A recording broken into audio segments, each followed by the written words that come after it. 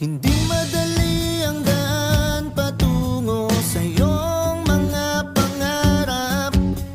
Hindi mabilis marating tagumpay na hinahanap. Minsan madadapa, matutumba, luluha, masasaktan, mawawalan ng pag-asa. Pero lagi mong tatandaan, ang lahat ng bagay ay pinaghihirapan. Kaya tuloy